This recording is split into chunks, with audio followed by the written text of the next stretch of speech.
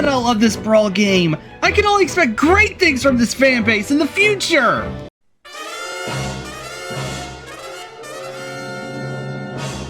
Just like Meta Knight, I miss Brawl.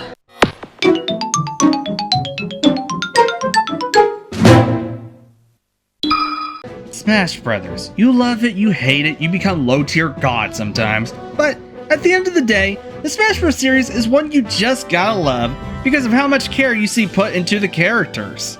Heck, it's the only franchise that sucks Sonic's like it was a crappy porno from For Affinity. Of course, it doesn't compare to Sega's yandere treatment of Sonic, considering they killed just about every other franchise for their Sonic Senpai. And to anyone thinking I might be a bit harsh, let's remember that Sonic's creator just recently got arrested for insider trading, but sadly, not arrested for causing the Sonic fanbase to exist, or for Balan Wonderworld. I mean, let's just hope that Yuji Naka doesn't get the nickname Sucky the Cellmate or Bendy the Soap Dropper. But on topic of why overlooked characters need to be added more, I know there's gonna be a few people going, "Bro, they're stealing all our character slots! They need to go back to their own darn country!" And I get it, we would all love to see Fire Emblem character number 10 get in over a character like, Arl from Puyo Puyo, but sometimes you kind of want an overlooked character because that's the one chance they will ever get any love.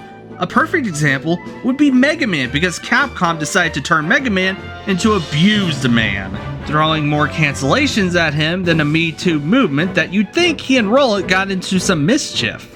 Or what about Banjo and Kazooie, where I'd only have to mention Nuts and Bolts and I'd have a punchline about Nuts and Bolts' quality, but I honestly gotta pour one out to the Banjo fans since they probably felt the same way as old Animaniac fans when they saw the reboot. To rap or not to rap, that is the question. It doesn't have to be like this, all arrogance and aggression.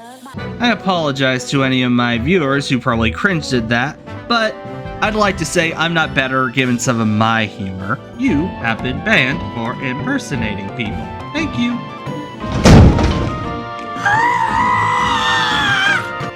Now, before anyone is complaining that, bro, we should still get popular characters, I agree, but we also need to get some underloved characters to improve the love for them.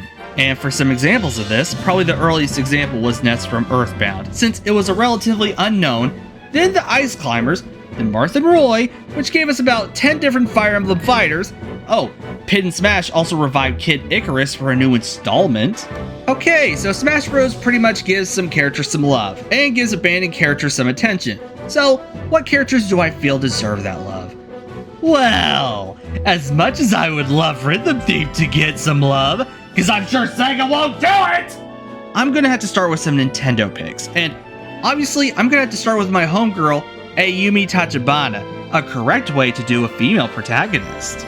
And to all those complaining about how I don't like The Last of Us 2 and their female characters, why don't you grow out your hair so you can't see the disappointed look in your parents' eye for your taste?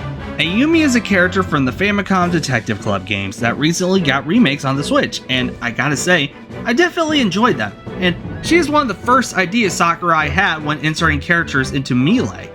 In contrast, I think one of the last ideas Sakurai has is, maybe I should have Waluigi, ever since death threats was thrown towards Sakurai over not adding him in. Fossil Fighters would also be a great addition to the series, just had to find out a good way to represent it. Maybe with the Dino from the 3DS game, but And lastly, Rhythm Heaven would make a perfect addition since it is a franchise beloved by many Nintendo fans and meme makers. And since it's a rhythm game, there would be some great music tracks. All we're missing is a Rhythm Heaven game on the Switch. And an F-Zero game. And a Chibi Robo game. And a Golden Sun game. Fire! And a Star Fox. You know what? Maybe Nintendo is just as bad at treating their franchises as bad as Sega. Oh, who am I kidding? Nintendo has at least 6 franchises going strong compared to Sega's 2 franchises. Well, 3 if we count Persona.